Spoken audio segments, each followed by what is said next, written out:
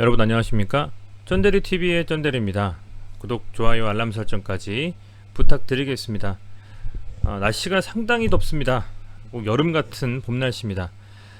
오늘의 시장도 그렇게 강하지만은 않았던 것 같습니다. 개별 종목별로 물론 금융주가 강세를 좀 보이긴 했습니다만 바이오라든지 혹은 뭐 의료라든지 서비스업이라든지 이런 업종들은 그렇게 세진 않았고요. 증권이라든지 은행 업종들이 상당히 좀 강세였다라고 보시면 될 것 같습니다. 지금 보시는 화면은 인베스팅닷컴의 9시 47분 현재 시각 기준 유럽의 지수입니다. 많이 좀 빠지고 있죠. 오늘 마감된 아시아 지수는 상해 종합 지수라든지 항생 지수 같은 경우에는 뭐 마이너스, 약간의 마이너스로 마감을 했고요. 반면에 우리 코스닥 코스피 한국 지수는 나름대로 뭐 강보합권에서 마감을 좀 했다라고 볼 수도 있을 것 같습니다. 뭐 중요한 일정이 오늘 이제 뉴욕 증시 FOMC 의사록이 7일날 공개가 좀 되고요. 이게 뭐 증시에 어느 정도 영향을 줄 것이냐 관심을 받고는 있는데, 어찌됐건 3월달 16일, 17일에 회의 때 나온 내용들에 대한 어떤 세부적인 의사록이기 때문에 아마도 금리에 대한 이슈를 말씀하시는 부분들이 적혀있지 않을까 좀 생각이 됩니다. 그런 측면에서 사실은 금리가 그동안 뜨거운 감제였었는데도 불구하고 최근에 금리가 많이 올랐음에도 우리 시장이 그렇게 많이 빠지지는 않았지 않습니까? 금리가 많이 올랐다라고 하는 기준은 미국 10년물 채권금리입니다. 미국 10년물 채권금리가 1.7% 이상 상승을 하고 종가 마감을 했다면, 그렇다라고 했을 때는 예년 같았으면 상당히 주가가 많이 밀릴 수도 있었는데 이미 꽤 몇 주간 조정을 많이 받아가면서 상대적으로 그 금리에 대한 어떤 충격파가 좀 덜해졌다라고 볼 수 있을 것 같아요. 그런 부분으로 잘 주가가 견뎌왔고요. 뭐 앞서 말씀드린 FOMC 의사록에 아마도 명시되어 있을 것이라고 기대하는 것은 뭐 미국의 재료금리에 대한 시사죠.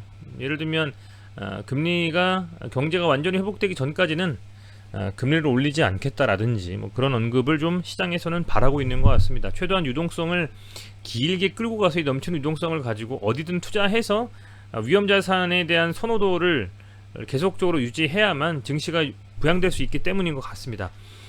어쨌든 뭐 그렇다라고 볼 수 있을 것 같고, 미국 시장의 이 10년물 국채 금리를 본다면 다행히도 1.6% 정도다 라고 보시면 돼요.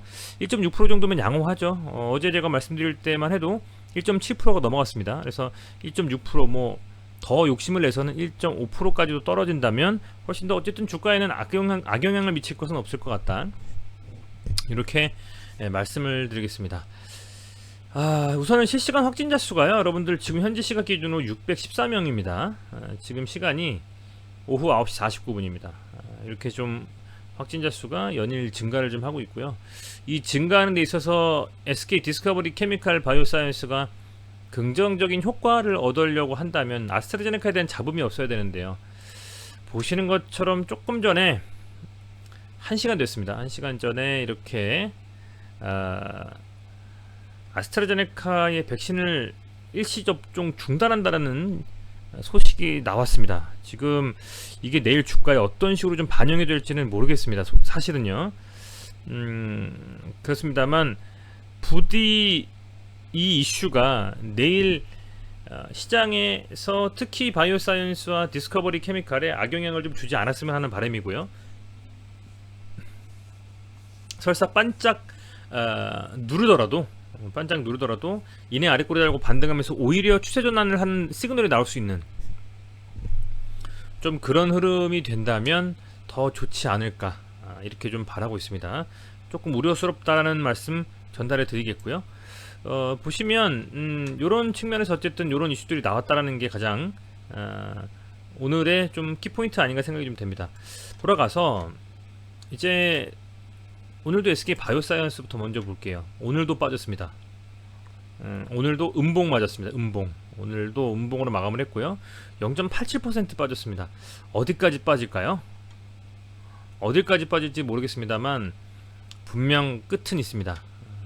그 끝이 올 때까지 힘드시겠지만 기다리는 것 밖에는 현재 상황에서는 좀 방법이 없다 라고 좀 생각이 되고요. 그래도 아시겠지만 이제 거래량이 많이 죽었어요. 거래량이 거의 없는 상태이기 때문에 나갈 만큼 많이 나갔고, 반등에 대한 시그널 혹은 반등에 대한 심지를 누가 불을 붙이느냐가 중요할 것이다. 아마도 불이 붙여진다면 개인보다는 이 외국인에서의 반등을 통한 외국인의 순매수를 통한 반등이 나올 수가 있는 가능성이 크지 않겠냐라고 저는 개인적으로 좀 보고 있습니다. 그래서 그런 부분들을 좀 기다려야 될 것 같다는 좀 생각이 되고요. 바이오사이언스가 여전히 빠지고 있다라는 점이 당연히 이제 케미칼 쪽에도 영향을 주지 않을 수는 없을 것 같아요. 제 개인적인 생각입니다만은 케미칼이 오늘 아주 짧은 양봉 나왔습니다. 이게 사실 양봉 나올 자리기는 합니다. 왜냐하면 앞서서 중요하게 바닥을 찝어줬던 바닥과 이 300이평선이라는 장기 평선을 거의 터치하는 정도 수준의 이런 그런 수준에서의 어떤 지지 라인이기 때문에 사실은 이 반등이 어찌 보면 당연할 수도 있는 반등입니다만, 그럼에도 불구하고 사실은 뭐 주가가 오른 건 아닙니다. 0.4% 전일 대비 빠졌고요. 다만 밑꼬리 달고 어쨌든 양봉이 조금 올라왔다는 점에 그래도 좀 희망을 갖게 되고, 25만원이 어쨌든 깨지지 않으면서 좀 마감을 했고, 요 라인에서 기대하는 것은 앞서 말씀드리는 그 백신에 대한 악재가 이 케미칼과 바이오사이언스의 부디 적용이 되지 않고 얘가 반등을 해준다면, 여기서 이 정도 수준의 반등은 좀 근시일 내에 나와 주어야만 재차 이런 식의 흐름을 가져갈 수 있지 않겠나 좀 생각이 되는데요. 과연 그렇게 될 수 있을지는 좀 걱정이 됩니다. 사실은 이내 반등을 좀 해줘야, 이 라인에서 더 빠져버리면 이거는 굉장히 좀 힘들어질 수가 있거든요. 이 노란색 구간 안에서 최소한 개인들이 좀 담아갈 수 있는 수준의 조정을 이어가고, 그렇게 담아가면서 시간을 빌어서 추가적인 상승 때에 수익 실현을 할 수 있는 흐름을 가져가야 되는데, 지금 아쉽게도 이 양봉 이후의 흐름을 예측만 하지 실제로 좀 내일 돼야만 할 수 있기 때문에 요런 좀 쌍바닥만 들고 올라가는 흐름이 나올지, 아니면 이 악재 때문에 더 밀리면서 눌러버릴지는 한번 좀 지켜봐야 되지 않겠느냐, 좀 이렇게 보고 있습니다. 좀 아쉽지만 오늘도 이렇게 흐름 자체가 좀 좋지는 않았고요. 다만 희망을 갖자면 외국인과 기관이 순매수를 했다라는 점입니다. 이게 아마도 시간이 지나면서 순매수가 좀 들어오면서 상대적으로 반등을 이뤄냈던 흐름이 아닌가 좀 생각이 좀 되고요.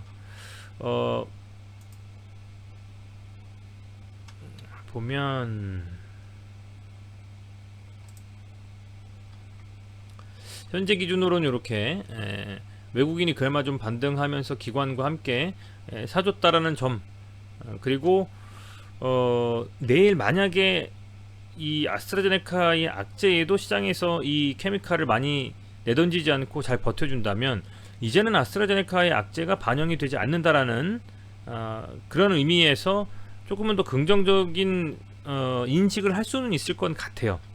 그래서 이게 과연 내일 아스트라제네카의 이런 이슈와 커플링해서 움직일지, 아니면 디커플링하면서 아스트라제네카가 잘 좋은 소식을 내든 안 내든 갈 길을 간다라는 흐름으로 갈지 좀 살펴봐야 되겠습니다. 조금 아쉽지만 어쨌든 여기서 양봉이 그나마 나오면서 마지노선을 좀 지켜준 점은 고무적이라고 볼 수 있을 것 같고, 조금만 더 지켜보죠. 내일 과연 반등이 나올지. 자, 그리고 디스커버리 볼게요. 디스커버리도 역시 중요한 자리이기는 합니다. 오늘 뭐 0.3% 정도 거의 뭐 강보합권에서 마감을 좀 했는데요. 볼린저 밴드 하단 정도 쳐주면서 오늘도 마감을 했는데, 저 개인적으로는 뭐 이 정도라고 하면 케미칼보다는 상황은 좋다라고 봐요. 다만 빨리 좀 반등이 나와서 6만원 이상의 종가 마감을 해줘야만 제대로 된 뭐 흐름을 이어가든 하지 않겠습니까? 워낙 바이오사이언스도 그렇고 케미칼도 그렇고 현재 제대로 된 흐름이 나오지 않고 있기 때문에 더욱더 그 부분이 반영이 되는 거라고 좀 생각이 되고요. 좀 아쉽지만 그래도 시장이 어쨌든 최근 조정받으면서 조금씩 올라가고 있고, 거기서 바이오라든지 이런 백신 관련된 주식들이 뭐 수혜보는 부분은 없기 때문에, 그래도 이 정도면 이내 좀 시장에서 관심을 기울일 때쯤 시그널을 확실히 좀 보면서 대응해야 될 지점인 거는 같습니다. 케미칼도 역시 디스커버리도 마찬가지고요. 특히 케미칼은 22평선의 돌파가 이루어지는 시점이 되어야만 그때가 매수 타이밍 같습니다. 얘가 그 밑에서 이런 노란 구간에서 제가 체크해 놓은 이런 구간에서 흐름을 가져간다면 여전히 좀 지켜보면서 계속 트래킹하면서 타이밍을 잡아야 될 흐름인 것 같고요. 계속 몰려 계신 분들이라고 하면 사실은 너무 높은 곳에 몰려 계신 분들은 수익 실현하 저기 손실을 확정하면서 팔기가 쉽지 않아요. 어디서 반등할 것이냐, 그 반등할 시점에 차라리 물량을 늘려가는 게 낫다고 저는 보거든요. 제 개인적인 매매법은 그렇습니다. 막 수익 손실을 막 20-30%씩 내는데 손절하는 거는 사실은 어렵거든요. 그게 신용을 쓰지 않는 이상은. 그래서 여기서 21평선 돌파하는 시점이 다가오기 전까지는 조정 구간이고, 조정의 바닥을 잡아준다라고 하면 그때부터는 차라리 모아가는 좀 그런 흐름을 가져가면서, 케미칼이 그래도 반등이 나올 수 있는 가능성이 좀 크기 때문에 저는 좀 그런 식의 좀 대응법을 말씀을 좀 드리고 싶습니다. 물론 뭐 무조건적으로 들고 간다고 해서 그게 답은 아니지만, 그렇다라고 해서 20-30% 30% 이상 막 빠졌는데 그냥 손절 쳐서 손실을 확정하는 것보다는 케미칼에 대한 어쨌든 진가를 믿고 들어오신 분들이라면 차라리 많이 빠졌을 때 담아가서 반등 때 조금은 손실을 줄이고 나오는 그런 전략을 가져가는 게 맞다라고 보고 있습니다. 개인적으로는 그렇고요. 그래서 그런 측면에서는 좀 말씀을 다시 한번 드리겠고, 디스커버리 같은 경우에는 뭐 이 정도 구간에서 계속 조정 받는다면 저는 개인적으로 7만원 정도 라인 요 안에서 잡으신 분들은 계속 들고 가도 될 만한 종목이라고 보고 있습니다. 이 종목은 물론 단기적으로 다른 종목들로 매매하시면서 이 종목의 수량을 늘려가는 그런 방법이 가장 좋겠지만, 뭐 개개인의 어떤 판단에 따라서 매매를 하시는 거기 때문에, 이러다가도 분명 어떤 긍정적인 호재가 있으면 주식은 반드시 움직이게 돼 있습니다. 반드시 움직이게 돼 있고, 그렇기 때문에 힘드시겠지만 잘 견디셨으면 좋겠고, 내일 요 이슈가 과연 반영이 될까 안 될까, 전 그게 가장 좀 궁금해요. 이것 때문에 내일 시초부터 음봉 맞으면서 거래량 터지고 쭉 밀리면 그것은 패닉셀이 나오면서 빠질 수가 있기 때문에 과연 그렇게 될지, 아니면 크게 별만한 어떤 악재라고 인식을 하지 않고 그저 그런 흐름을 가져갈지, 그 부분을 좀 참고해 보신다면 조금 더 좋지 않을까 좀 생각이 되고요. 어찌됐건 정말 힘든 조정 구간인 것 같습니다. 굉장히 오랜 시간 조정을 좀 가져가고 있는데요. 많이 힘드시겠습니다만 부디 올바른 판단 잘 하셔가지고